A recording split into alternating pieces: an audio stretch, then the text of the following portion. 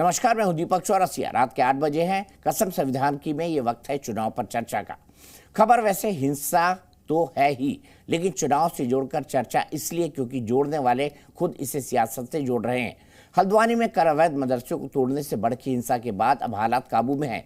हिंसा में 5 लोगों की मौत हो चुकी है, 100 से ज्यादा लोग घायल हुए हैं, जिनमें ज्यादातर पुलिस वाले हैं। बड़ा खुलासा ये हुआ है कि कल जो हमला हुआ था उसकी प्लानिंग 10 दिन पहले ही हो गई थी। 10 दिन से घर की छतों पर ईंट पत्थर इकट्ठे किए जा रहे थे। पेट्रोल बम भी पहले से बनाकर रख लिए गए थे।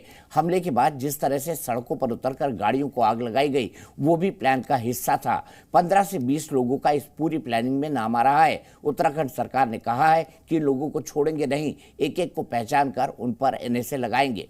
जिस मदरसे को तोड़ने के लिए प्रशासन गया था वो अवैध कब्जा करके बना था, रजिस्टर्ड भी नहीं था। कार्रवाई हाईकोर्ट के आदेश पर हो रही थी। 30 जनवरी को ही नोटिस दे दिया गया था। ये भी इस तरफ इशारा करता है कि सारी हिंसा सुनियोजित थी। बड़ा सवाल ये है कि क्या ये सिर्फ एक अवैध मदरसे को तोड़ने की प्रतिक्रिया है या फिर इसमें उत्तराखंड के यूसीसी बिल और ज्ञानवापी पर हाल के अदालती फैसलों की भी भड़ास थी। ज्ञानवापी पर फैसलों के विरोध में विवादित मौलाना तौकीर रजा ने आज जुमे पर बरेली में जलसा बुलाया था, लेकिन मौका देखकर मौलाना ने हल्द्वानी की आग पर हाथ ताप दिए और धमकी दी कि अगर कोई बुलडोजर लेकर मुसलमानों के दरवाजे पर आएगा तो उसे जान से मार देने का हमें हक है। बीजेपी का आरोप है कि तौकीर रजा जैसे लोग माहौल बिगाड़ रहे हैं। तो बहस में जानेंगे कि हल्द्वानी में जो कुछ हुआ क्या वो वाकई यूसीसी और ज्ञानवापी की भड़ास थी। जो कल हुआ वो दंगे थे या फिर दंगा था या फिर दंगे की रिहर्सल। इसी पर बात करेंगे। कौन कौन खास मेहमान मेरे साथ है। मेरे साथ सतीश लखेड़ा जी हैं, भारतीय जनता पार्टी उत्तराखंड के प्रवक्ता हैं। मेरे साथ अतीकुर रहमान साहब है, इस्लामिक रिसर्चर हैं। मेरे साथ दानिश कुरैशी साहब हैं, नेता हैं AIMIM के। मुफ्ती शमीम कासमी हैं, अध्यक्ष हैं उत्तराखंड जो उलेमा माफ कीजिएगा मदरसा एजुकेशन बोर्ड, उसके मदरसा एजुकेशन बोर्ड के। सबसे पहला सवाल अतीकुर रहमान साहब, कि रिसर्च किया आपने हल्द्वानी में क्या हुआ था? ये पेट्रोल बम, ये पत्थर छतों पर, ये लोगों को जान से मारने की योजना, छतों पर पत्थर, पेट्रोल बम, ये कहां से पहुंच जाते हैं? अतीकुर रहमान साहब, आपने कभी इस पे रिसर्च किया है किसी भी ऐसे इलाके में जहां पर हाई कोर्ट ने कहा है कि डिमोलिशन किया जाए, मदरसा रजिस्टर्ड भी ना हो?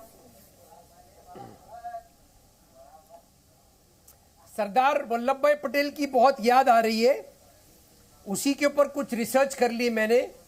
नहीं, मैं हल्द्वानी पर जानना चाहता हूँ। सरदार पटेल पे हम लंबी बात करेंगे किसी दिन। हल्द्वानी का बताइए, ये ऐसी जगहों पर पेट्रोल बम, पत्थर, लाठियां, ये कहां से आ जाते हैं?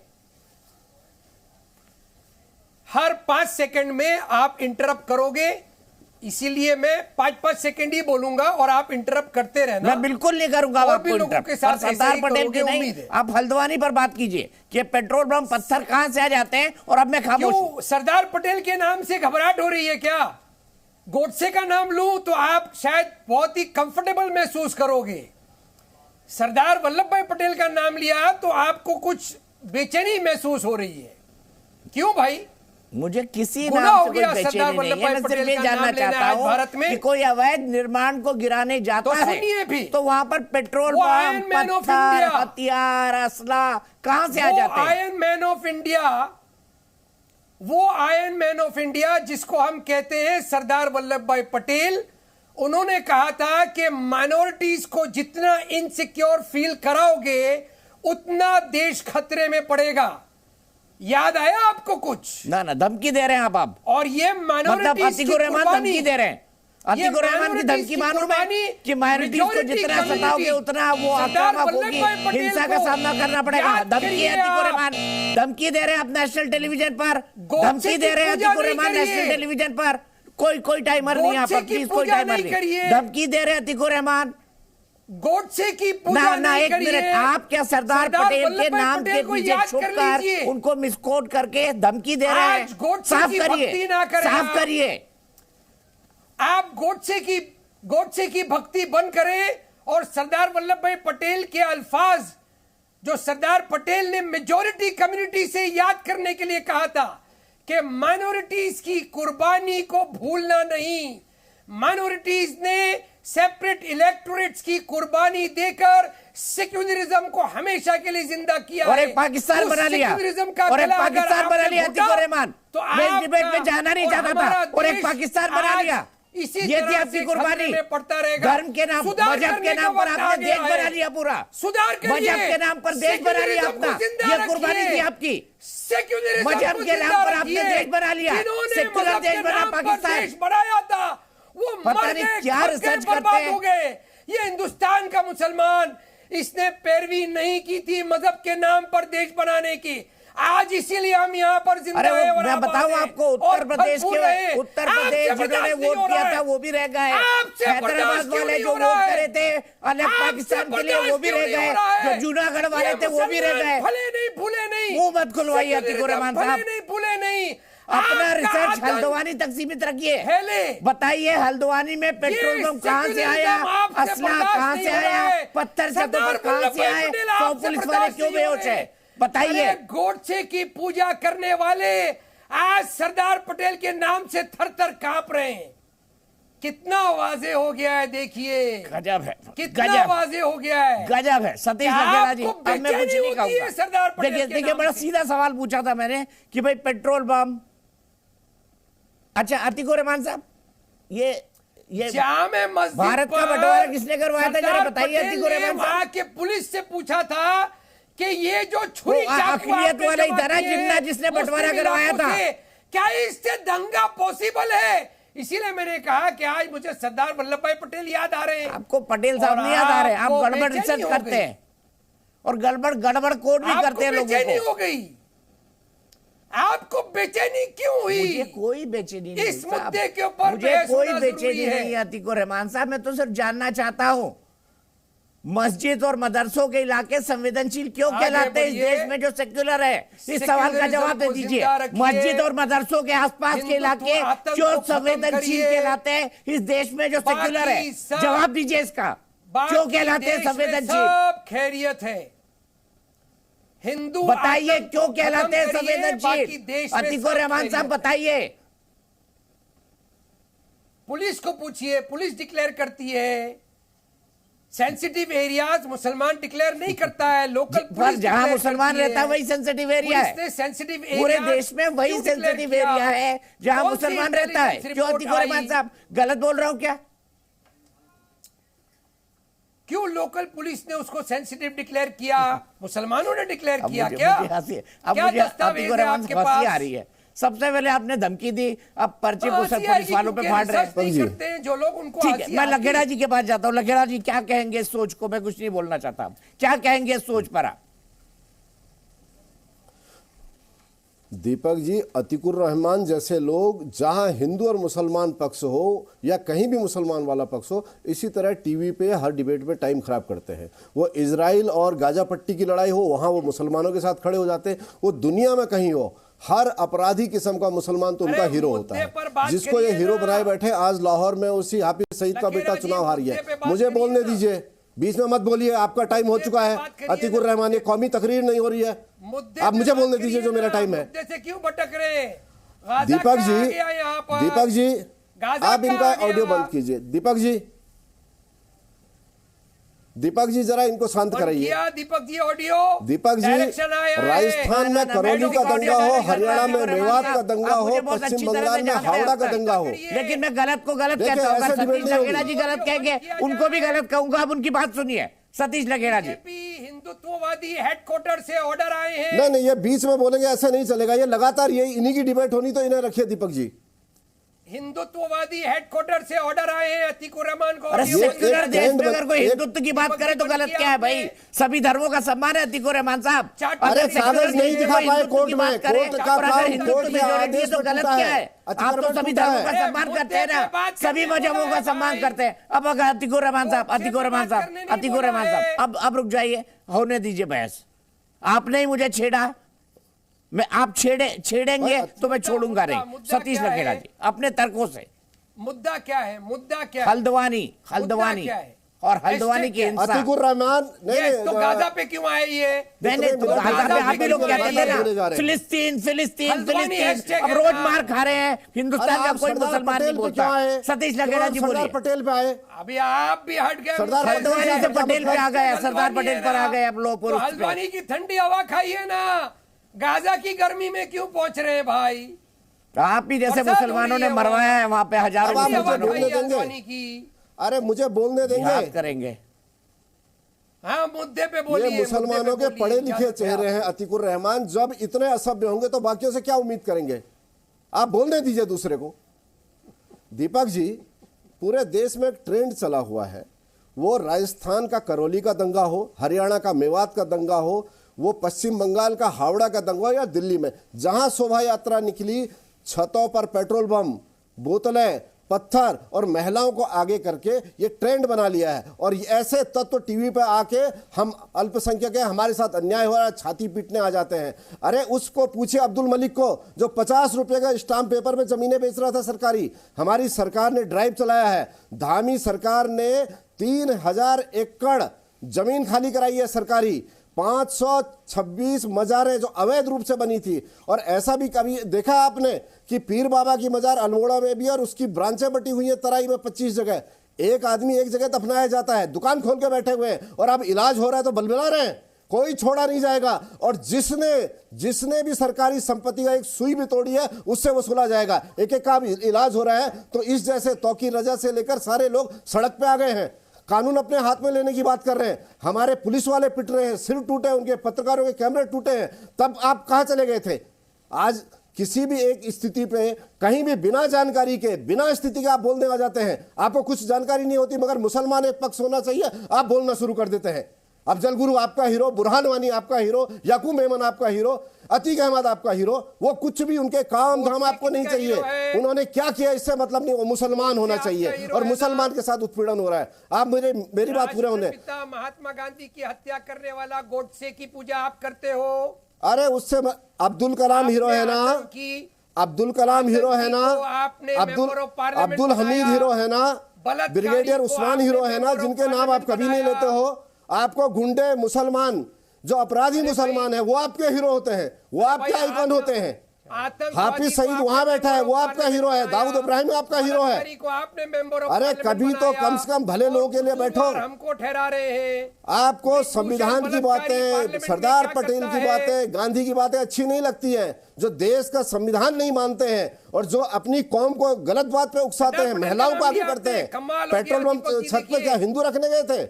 पुलिसों पे हमला करोगे, पत्रकारों पे हमला करोगे और तुम्हारी पूजा होगी। इलाज हो रहा है, ढंग से इलाज हो रहा है, और देखिए बिल से खोज के निकाले जाएंगे। अभी इलाज होगा, ढंग से होगा, सरकार कर रही है।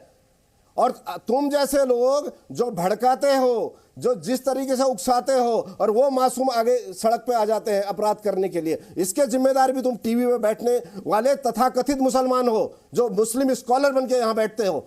अरे आप अपनी कौम से कहिए, जब कोर्ट ने कह दिया इलीगल है, तोड़िए उसको। कोर्ट का कहा हुआ सरकार नहीं मानेगी क्या? वहां बात करने आएगी?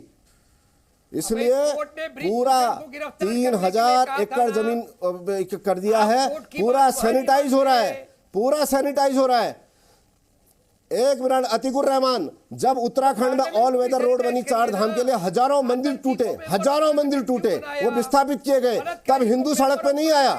और तुम इलीगल मजार बनाओ, तुम इलीगल मदरसे बनाओ जो कहीं से रजिस्टर्ड ना हो, और जहां क्या पढ़ाया जा रहा है क्या पता चल रहा है। ये तुम जैसे लोग निकलते हैं मदरसों से। अरे पढ़ाओ उनको, डॉक्टर बनाओ, इंजीनियर बनाओ। जब अनपढ़ बनाओगे और वो सड़क पे इसी तरह आएंगे। कहना चाहता हूँ मैं एक बात बहुत ध्यान से और अपने आज दिल से कहना चाहता हूँ, बहुत दिल से कहना चाहता हूँ।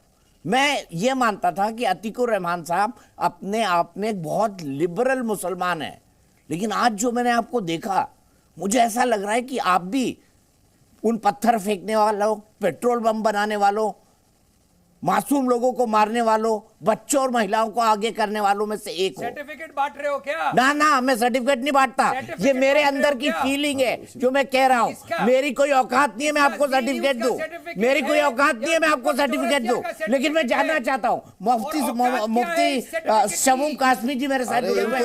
मुफ्ती साहब ये बताइए, सर्टिफिकेट है, उससे बड़ा सर्टिफिकेट कहीं नहीं होता है दीपक जी।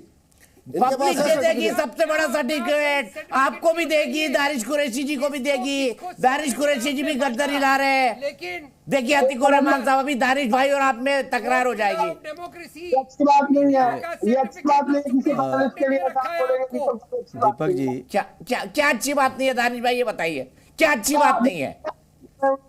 आप क्या ब्लेम कर रहे हैं? सुनिए मेरी बात, आप एक प्रोग्राम को होस्ट कर रहे हैं, उसमें आपने एक पैनलिस्ट को बुलाया, फिर उसके ऊपर आप आरोप भी लगा रहे हैं। मैं आरोप नहीं लगा रहा हूं, वो मेरे पे आरोप लगाए चल जाएगा, मैं उनके बारे में कुछ ना बोलूं, वो मुझे कुछ भी बोले चल जाएगा, मैं उनके बारे में कुछ भी ना बोलूं। गजब बात है दानिश भाई, ये वही है कि मुसलमानों से जुड़े हुए इलाके संवेदनशील क्यों होते हैं? बोले पुलिस से पूछो, अरे खुद अपने आप से भी तो पूछो कि मेरे मस्जिद का इलाका संवेदनशील क्यों है। खुद अपने आप से तो पूछो मेरे मदरसे का इलाका संवेदनशील क्यों है।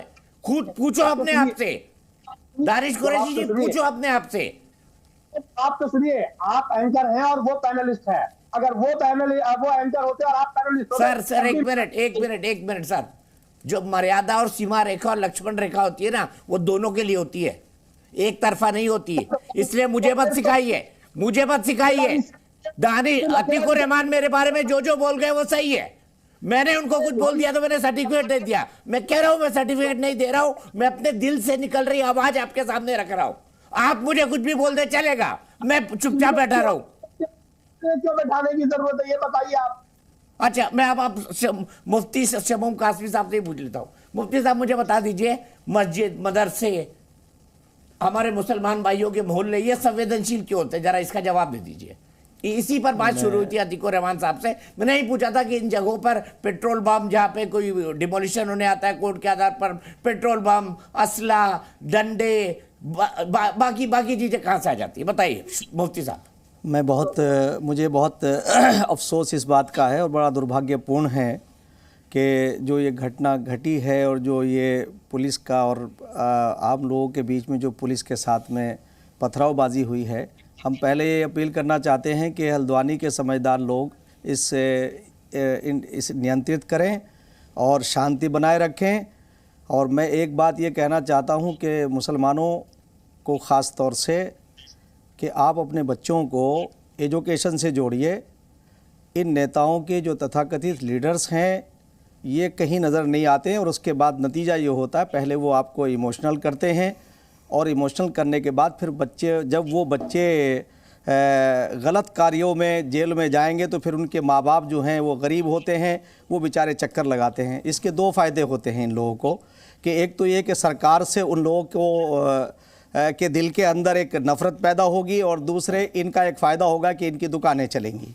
मैं एक बात ये पूछना चाहता हूँ कि क्या नियमित तौर से मुसलमानों को इसका अनुसरण नहीं करना चाहिए कि कायदे और कानून के साथ चलें, संविधान के साथ चलें, संविधान को मानें? संविधान कहता है कि आपकी किसी चीज़ के ऊपर कोई पाबंदी नहीं है।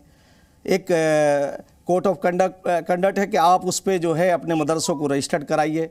अवैध वो कहलाते हैं जो अब क्या आप कर रहे हैं, क्या नहीं कर रहे हैं। हमारे 415 मदरसे उत्तराखंड राज्य के अंदर रजिस्टर्ड हैं और मैं आपको ये कह सकता हूँ बहुत उसके साथ मुझे अफसोस इस बात का है कि कहाँ कहाँ हम बहस को ले जाते हैं। हम मदरसों के अंदर तेज़ी के साथ उन बच्चों को एनसीईआरटी का कोर्स पढ़ा रहे हैं। वो बच्चे अगर कुरान को ज़बानी याद कर सकते हैं तो वो आईएएस और आईपीएस भी बन सकते हैं, वो इंजीनियर भी बन सकते हैं, वो राष्ट्र की ऐसी सेवा कर सकते हैं जैसे अन्य लोग कर रहे हैं।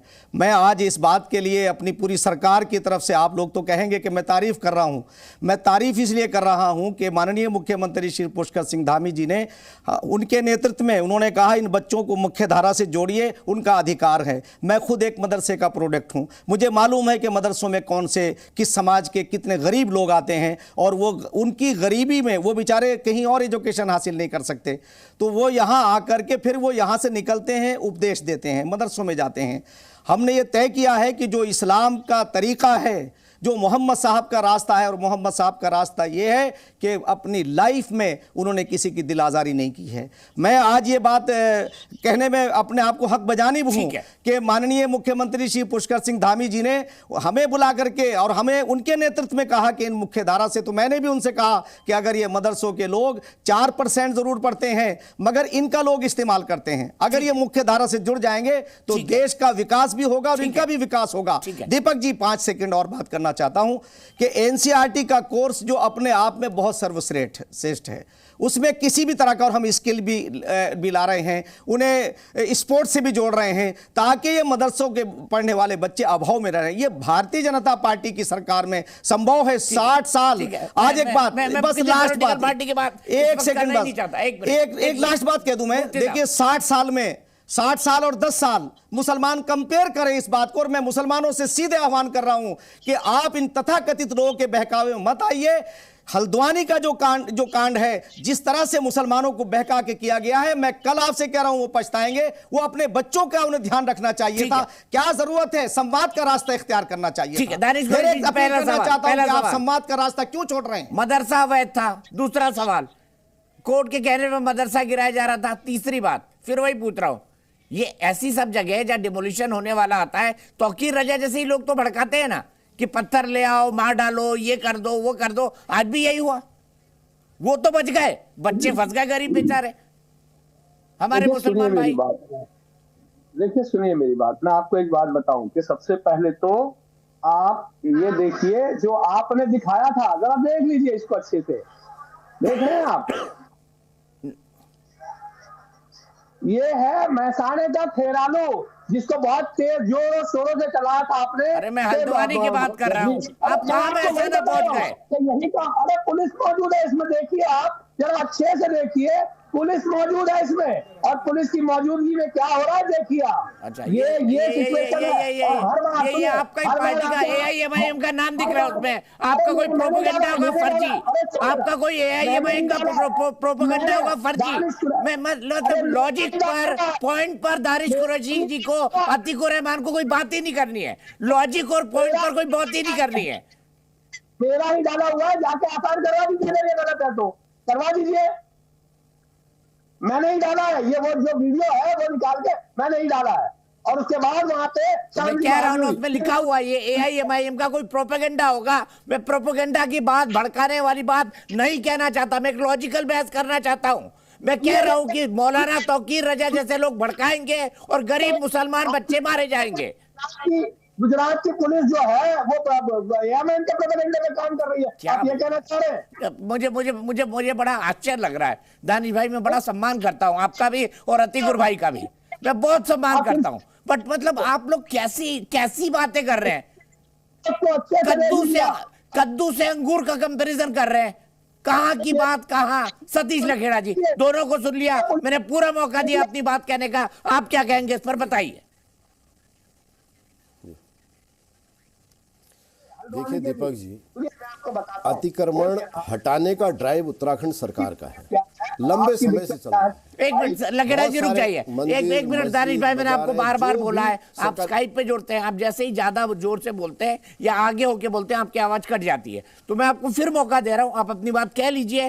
पर हल्द्वानी की बात में कोई गुजरात का एक स्ट्रे इंसिडेंट जो है, पता नहीं कब कहां कैसे हुआ, और आपकी पार्टी का प्रोपेगेंडा है, उसको मत बोलिए यहाँ पर। बोलिए, आपको हल्द्वानी पर कुछ कह रहा है, कह दीजिए। 15 दिन पहले का, इसीलिए मैं कह रहा हूं कि यही प्रोपेगेंडे है, और इसी तरीके के प्रोपेगेंडा जो आज के जहां जहां भारतीय जनता पार्टी की सरकारें हैं और कुछ पेड़ लोग जो हैं वो लोग बाकायदा ये प्रोपेगेंडा चला रहे हैं, और उस प्रोपेगेंडा के अंदर में आप ये दिखाने की कोशिश है। देखिए कल मदरसे के अंदर में जो अलमारी थी, उस अलमारी में कुरान शरीफ और दूसरी भी दीनी किताबें थी। माफ कीजिएगा, मैं आपको ये बोलने की इजाजत नहीं दूंगा दानिश कुरैशी जी, मैं आपको ये बात बोलने की इजाजत नहीं दूंगा। आपको कैसे पता है ये? मैं चलिए बोलिए, आपको कैसे पता है?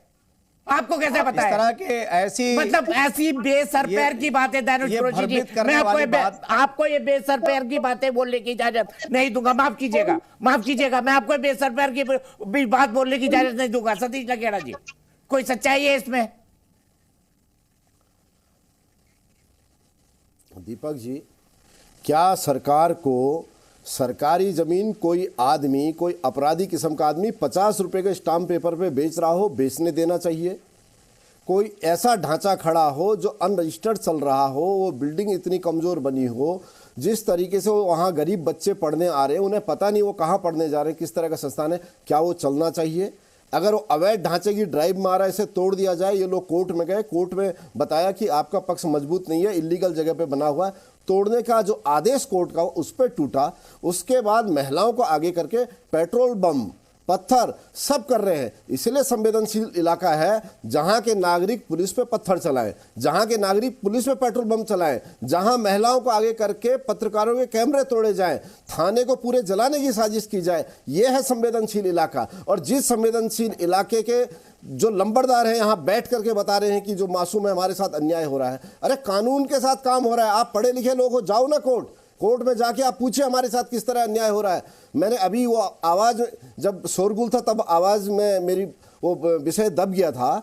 ऑल वेदर रोड 4 धाम के लिए बनी, सैकड़ों मंदिर टूटे, सैकड़ों मंदिर, और उनको विस्थापित किया गया। राष्ट्रहित में जो इलीगल था और जो पहले से लीज पे बने हुए हैं वो पहले से है। हमारे हरिद्वार में एक पहाड़ पे चंडी देवी है, एक पे मनसा देवी है, दोनों लीज पे हैं, लीगल मंदिर है।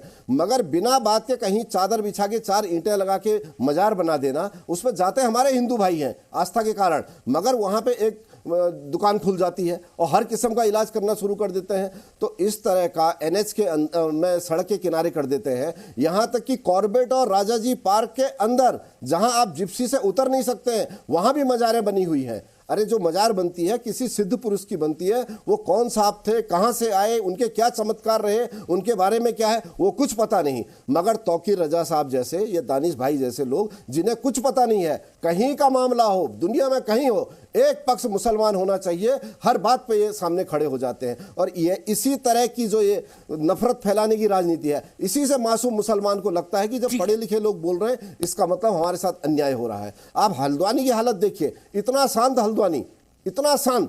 पहले तो रेलवे की जमीन कब्जा की गई, कोर्ट में मामला है, सुप्रीम कोर्ट में, जब मामला आएगा सरकार तब तक कोई कार्रवाई नहीं करेगी। मगर जिस मामले को हटाने के लिए बता दिया गया है और वो ड्राइव चल रहा है, 3000 एकड़ जमीन कम नहीं होती है जो केवल कब्जा की गई थी, वो खाली कराई गई है। इसलिए कल जब सरकार ने देखते ही गोली मारने के आदेश दिए दंगाइयों को, जब कर्फ्यू लगाया, हमारे डीजीपी चीफ सेक्रेटरी वहां बैठ गए, मुख्यमंत्री पल पल की निगरानी ले रहे हैं। ऐसी स्थिति में दिक्कत होना जरूरी है, क्योंकि अब छोड़ा किसी को नहीं जाएगा और गलत आदमी को न छोड़ा जाएगा और मासूम को छेड़ा नहीं जाएगा। इसी ट्रेंड पे आप देख के चलिए, शाम से अब इन्होंने बिलबिलाना शुरू कर दिया। ये जो पैरोकार टीवी पर आकर बोल रहे हैं कि हमारे साथ अन्याय हुआ है, तब कहां चले गए थे? 100 से ज्यादा पुलिस वाले और 150 के आसपास टोटल नागरिक और 50-60 पत्रकार, कैमरे तोड़ दिए आपने। कौन लोग हैं ये? कैमरे पे दिखाई दे रहे हैं, ये उनसे करवाया नहीं गया है। इसलिए हर जगह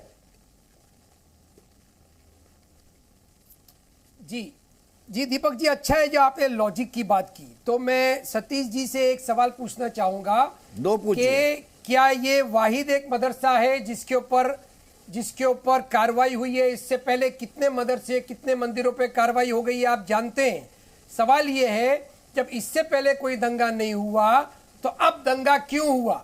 और जब आपके ही चीफ मिनिस्टर ये बात कह रहे हैं कि 8 दिन पहले से ये पूरी तरह से कॉन्स्पिरेसी, तो इंटेलिजेंस और पुलिस आपकी क्या कर रही थी? दीपक जी, ये बड़ा सवाल है, इसको आप दबाने नहीं दीजिए। दीपक जी इसका जवाब दूंगा मैं। जवाब देना होगा कि अब तक सतीश जी जवाब दीजिए, जवाब देने दीजिए अतीक भाई, दूसरा सवाल फिर पूछिएगा। Thank you. देखिए, ये पैनलिस्ट कह रहे सरकार को पता नहीं था। चलिए हो गया, जनता पे भरोसा किया कि कानूनी कार्रवाई होगी, इलीगल होगा तो तोड़ दिया जाएगा, लीगल होगा रह जाएगा। अपने नागरिक हैं, जो भी है अपने नागरिक हैं। मोदी जी कहते हैं कि एक हाथ में कुरान एक हाथ में कंप्यूटर होना चाहिए, मगर ये तो कुरान भी छुड़वा के पत्थर और पेट्रोल बम लोगों के हाथ में देना चाह रहे हैं। इसीलिए जब कार्रवाई करने गए तो नागरिकों पे भरोसा किया गया कि टूटेगा, अवैध ढांचा हटा दिया जाएगा, हम आ जाएंगे। कल जब ढांचा हटा दिया गया, उसके बाद नगर निगम और पीडब्ल्यूडी की टीम पर हमला हुआ, घेर के हुआ, थाना जलाने की कोशिश हुई। पुलिस वालों के बयान देखिए, किस तरह जान बचाई है उन्होंने, और उनका धैर्य भी देखे, पिट गए, उन्होंने गोली नहीं चलाई। अगर उतना ही कर दिया होता तो अभी तक ये कहते हैं हमारे अल्पसंख्यकों पे कितना कर दिया गया है। इसीलिए ये सारे के सारा सिंडिकेट पूरे देश में ट्रेंड जैसा हो रहा है, पूरे देश में। यही लोग टीवी पे आते हैं, वही तरीका अपनाया जाता है। मगर अब देखिए, कुछ ही दिनों में ये बिलबिलाते हुए नजर आएंगे, कोई भी छोड़ा नहीं जाएगा। सतीश जी, पहले सवाल का जवाब आपने नहीं दिया। मैंने आपसे पूछा था कि इससे पहले भी कई इल्लीगल मजार और मदरसों के ऊपर कार्रवाई हुई है मुसलमानों की, और टेंपल्स के ऊपर भी कार्रवाई हुई है। इससे पहले कोई दंगा क्यों नहीं हुआ? अब ये इलेक्शन करीब आ रहे हैं तो दंगा हो गया। इसका क्या जवाब है आपके पास? ये दंगा किसने किया अतीकुर रहमान साहब? पत्थर चलाने वाले कौन थे? हिंदुओं ने छतों पे पत्थर रखे, पेट्रोल बम रखा, मुस्लिम बहनों से कहा प्लीज आप सरकार पे हमला करना। क्या बेतुकी बातें कर रहे हैं आप? कैसे कंक्लूजन आप अपराधियों को मासूम मत बनाइए। अदालत हो गए, अपराधियों का इलाज बहुत बढ़िया हो रहा है। उत्तराखंड में धामी सरकार के द्वारा जो ड्राइव चलाई गई है, अरे अतीकुर भाई, कैसी गजब बात करते हैं। किसी तरह का पेट्रोल पंप बनाए उनको आप मासूम कह रहे हैं। जो लोग पुलिस वाले मार खा के पड़े, जिन्होंने गोलियां नहीं चलाई है, उनसे आपको कोई सिंपैथी नहीं। आपको उनसे सिंपैथी है जो कानून तोड़ रहे हैं, जो कानून का कोर्ट के आदेश का पालन करने गए, उनसे आपको कोई सिंपैथी नहीं है। गजब बात है अतीकुर भाई। फिर मेरे दिल से कुछ निकल जाता है, फिर आप नाराज हो जाते हो। 20 सेकेंड। पेट्रोल बॉम्ब बनाने के लिए क्या क्या बुरहान वानी सामग्री मास्टर चाहिए? का बेटा, पेट्रोल चाहिए, बहुत चार्टर्ड सारी अन्य चीजें अकाउंटेंट, चाहिए। अफजल गुरु पढ़ा लिखा आदमी, और अतीक अहमद तो मसीहा है। इनके द्वारा जिस तरीके से लोगों का महिमा मंडन किया गया है, ऐसे अपराधियों का, गुंडों का, लफंगों का। अतीकुर भाई आप भी तो वही प्रोपेगेंडा कर रहे हैं कि अकलियत सरदार पटेल को पता नहीं कहां से कोट कर रहे हैं, वल्लभ भाई पटेल को, और बोल रहे हैं अकलियतों को अगर सताया जाएगा तो यही होगा। हमने सेपरेट इलेक्टोरेट की कुर्बानी ली है। अरे सेपरेट कंट्री भी तो ले ली भाई आपने। सेपरेट इलेक्टोरेट की कुर्बानी देकर सेपरेट कंट्री तो ले ली अतीकुर रहमान। और क्या चाहिए आपको? शाखाएं मजबूत है, आरएसएस की। पंचर वाला मजबूत है। पंचर वाले के पास फाइनेंस है या आरएसएस शाखा के पास फाइनेंस है? लाठी के पास फाइनेंस है या पंचर वाले के पास फाइनेंस है? सतीश लगेड़ा जी जवाब दे दीजिए भाई। आप ही ने करवाया सतीश लगेड़ा जी। पेट्रोल पंप आरएसएस की शाखा में बने थे और वो वहां मस्जिद में भेज दिए गए थे। मस्जिद में जो है वहां पे आरएसएस के कार्यकर्ता गए, उन्होंने पुलिस पर फेंका और मासूम मुसलमानों का नाम लगा दिया। अतीकुर भाई ये कह रहे हैं मासूम मुसलमानों का नाम लगा दिया। आरएसएस वालों ने किया है सब। ऑर्गेनाइजेशन है तो वो आरएसएस है, इसमें दो राय नहीं। अधिकतर मुसलमान भाई मासूम हैं, मगर उनको ऑपरेट करने वाले इतने खतरनाक लोग, जहरीले लोग, वो नहीं चाहते उनके हाथ में किताब आए। कासमी साहब बता तो रहे हैं कि हम किस तरह एनसीईआरटी की पढ़ाई करवाना चाहते हैं, मगर ये नहीं चाहते। ये केवल दीनी तालीम के द्वारा कट्टर बनाना चाहते हैं कि जहां काफिर के अलावा कोई भी उसे धरती पर रहने का कोई हक नहीं है। इन्हीं के द्वारा वो पंचर बनाने की हालत पैदा की गई है। ये नहीं चाहते मुसलमान पढ़े लिखे डॉक्टर इंजीनियर बने, क्योंकि डॉक्टर। अतीकुर भाई आप धन्य हैं। अतीकुर भाई आपकी बात सुनने के बाद, आपकी बात आज सुनने के बाद कह रहा हूँ आप धन्य हैं, आप धन्य हैं, आपको प्रणाम।